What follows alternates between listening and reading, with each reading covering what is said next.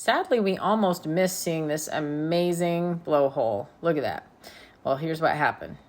As frequent cruisers, we hear and read a lot of opinions from other tourists in groups and on videos and things like that. We have heard and read many times how some cruisers absolutely hate Ensenada, call it a garbage town. So we almost decided that we were just going to stay on board the ship and enjoy the cruise because we had heard that the port of Ensenada had nothing to offer.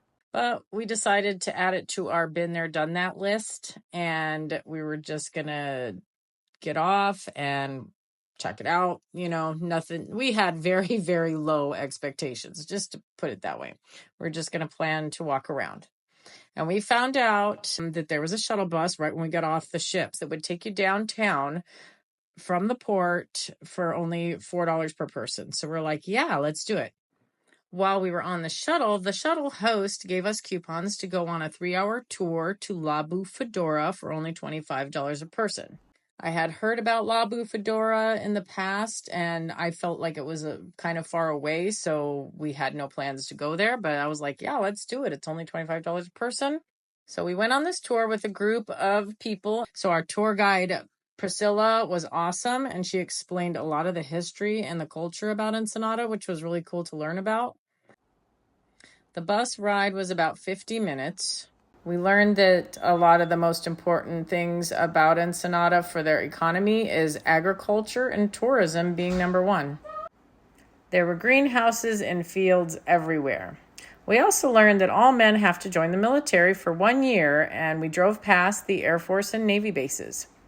Women can also join, but not mandatory like the men, and they can also join only the Navy. La Bufadora is known as the Costco of Ensenada because they give you tons of free samples as you walk through the shopping area that takes you up the actual La Bufadora. We grabbed a couple of drinks and had plenty of samples of tequila and churros on our way there.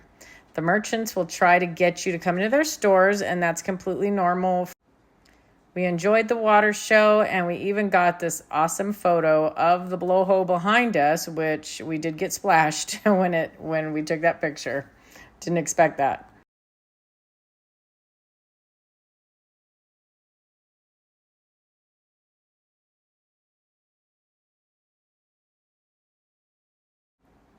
We took in the views of the ocean, and then we went to grab a drink and do some shopping.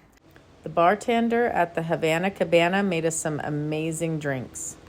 Before we left, we had to try these clams that were covered in cheese and pico de gallo and spices, and those were delicious. We did not try a skewer, but we heard they were wonderful. We also grabbed a couple of tacos at Lydia's before we left. We headed back because it was nearly time to meet up with our group, and we had a very, very fun time. We took the bus back, and we both agreed that this was an excellent time, and we were so happy we decided not to listen to everybody else's opinions. So as you read and learn about cruises, if you're on that journey, just remember that some cruisers hate specific cruise lines, they hate specific ports, they hate specific activities, they hate specific ships, but just because they don't like them doesn't mean you're not going to like them. We, as cruisers, all have our own individual way and thoughts of what we consider to be a good cruise. Concerts and other adventures. So the moral of this story is I'm glad I didn't listen. I'm glad we got off, and we are all individuals with our own different opinions of what we consider to be a good time. If you made it this far, don't forget to follow us for more of our travel adventures.